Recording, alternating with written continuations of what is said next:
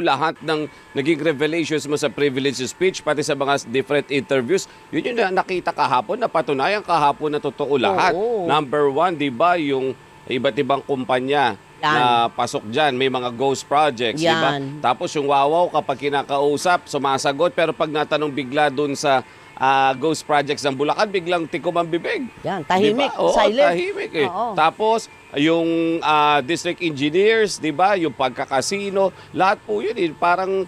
Lumabas naman eh. Oo. Oh, medyo na ulinigan ko ngayon yung ibang bahagi na yun nga, na yung iba na nagre-refer do sa content ng aking privilege speech. Opo, opo. Ang balita ko at subject to validation, yung humarap kahapon na nagre-represent ng Wawaw, mukhang hindi yun talaga yung may-ari, mukhang dami lang yun. So inaalam namin ngayon, binabalidate namin, yung totoong may-ari ng Wawaw. Kasi nung parang pinain lang yun doon sa ewan ko. tinanong po kasi siya, Senator eh. Subject to further validation. Oo. Opo, kasi nung tinanong siya, di ba, partner, kung ano yung naging role niya dati, liaison officer daw siya. Oo. Tapos, hanggang sa napunta sa kanya yung kumpanya. Ala, oo. Yun nga. Mukhang sinubo lang doon, bali dami, na under instruction ng kanyang abogado na wag sumagot. Laging ang sagot yung right against self-incrimination eh. Na namamali-pali pa minsan. Binabasa niya, partner, sa cellphone niya, gano'n eh. Pero pagka ganyan po ang sitwasyon, Senador, mayroon ba pag-asa na siya ay makompel na magsabi ng katotohanan? Eh kung ang advice nga ng abogado yung kanyang right against self-incrimination, meron po ba tayong maaasahan na kumaga ay may ferret out natin yung katotohanan mula sa kanya? Kasi siya lang ang pwedeng magsabi niyan eh. Oo, kailangan malaman natin sino ba talaga ang tunay na maaari. Kung totoo yung aking information na siya ay dami lang doon at hindi siya talaga yung may-ari. Pero alam mo, right yun eh. Hindi pwedeng i-compel talaga magsalita kung magsa-self-incriminate.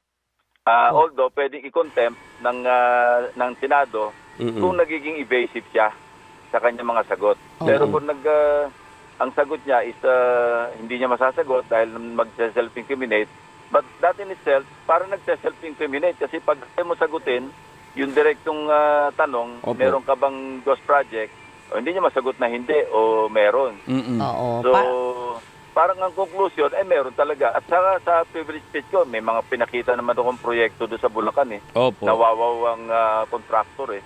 Pero yun nga, wala. Tulad yung isa, yung, I think sa Hagono yata o sa Malolos, na kung saan, yung ghost project, tatakpan o tinakpan ng panibagong proyekto para mapagtakpan yung ghost project. Iniba na yung description ng proyekto, dinagdagan ng pumping station kung natatandaan ninyo. Opo, At iba na yung contractor. So yung kagagawan talagang district engineer yun. Kung hindi natuklasan, matatakpan na yung ghost project niya kasi may panibagong proyekto. Saan napunta ngayon yung unang binayad sa kanya kasi bayad eh. So talagang mahirap intindihin sa unang araw pa lang ng hearing kasi lalo na tayo. Second na bali siya, Second, partner. wala naman tayong kinalaman dyan. Kaya nakikita lang natin at naririnig yung mga nangyari. Pero Senator, I'm sure narinig nyo na rin po sa social media ay kalat na kalat po na nagkakaroon po ng konting alingas-ngas between the senators tungkol yun nga lang pagtatanong niya ay kinu-question kung gaano katagal. Kahapon, nagkainitan, si Senator Tulfo. Di ba, Raffy Tulfo? Sabi niya kay Senator Marcoleta, you need to be fair. Sabi niya, 2 minutes lang binigay mo sa akin, sa kanila 5 minuto. So yung mga ganyan po, hindi naman natin sasabihin ng grandstanding, kung hindi parang nakakadagdag lang po doon sa ating procedure ng hearing na yan. Sa palagay nyo, yan po ay mawawala sa oras na umupo na nga po yung komisyon, yung independent body. Hindi, separate nga yun eh. Separate yung Blue Ayun Ribbon. nga pala, sorry naman po. Iba pa yan. Pero ang sinasabi ko lang is, sana wag nang lumala kasi house divided, hindi naman maganda ang kahinatnan. Dapat talaga medyo cohesive kami, maski nagtatalo kami, we can agree to disagree, but at the end of the day, isa yung tumbok naming objective. Dapat wala mana-examine ng mga petty na mga diskusyon. No? Hindi ko sinasabing petty yung issue. No? Opo. Kasi may katwiran din si Senator Raffy Tulfo doon. Dahil bakit napipigilan siya, tapos nakikita niya yung iba, pinagbibigyan ng napakahabang tanong. Senator, nakausap na ba kayo ni Senator Marcoleta regarding dun sa mga statement niya laban sa'yo, kay Tito Sen at sa iba pang mga senador? Kasi bakit sa program kinakaya niya magsalita, kayo magkakasama kayo everyday dyan sa Senado? Hindi kami nagkakausap patungkol doon. Lumapit lang siya kahapon sa amin sa session hall at nagkamay lang. Pero wala kami na-discuss tungkol doon sa issue na pinagsimula ng sabihin nating maikling sagutan. Oo. Pero yun pong mga nararamdaman natin o ang perception natin na kapag po ay may katanungan tungkol doon sa mga kaalyado nila ay pinipigilan. Yun ang nakita partner kahapon. Bakit mo pinipigilan nito na sumagot or i-diskusyon yun? Sa inyo pong pagdinig, sa palagay ninyo, mapipigilan yung ganyan? Kasi yun naman ang gusto talaga ng mga tao malaman Bakit mo pinipigilan?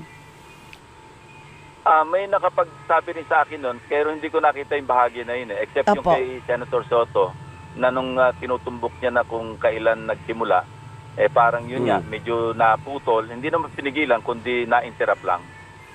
Kasi 2016 yung sabi, di ba? Oo, 2016. So, makakaasa po ba ang sambayanan na sa ganitong mga, kasi meron kayong investigation, meron din ang lower house, at ito pa nga yung independent body. Yan na naman mga tao, puro kayo imbestiga. Meron bang mangyayari dyan? At mayroon ba, more importantly, mayroon bang mananagot? Yun ang pinaka-importante, Doris, Robert. Opo. Kailangan talaga, sa bandang huli, at ito'y magagawa lang ito ng Independent Commission dahil sila yung magpapile ng kaso rito. Yun, okay. So abangan natin ang paggulong ng investigasyon ng Independent Plus, itong ongoing na ng Senado. At mamaya, ang TRICOM naman ng Kabara ang mag-start ng investigation. Alam mo naman, abangers lang tayo. At ako, para sa akin, abangan nyo lagi si Lacson. Kasi ako tweet lagi yan ni Sen, tsaka mga statement ni Sen. Tsaka pagka lumabas yan, dati tahimik lang ganyan. Pag nagsalita naman, may kaakibat na ebidensya. Hindi lang ngaw-ngaw. Correct, hindi ka makakapalag diba?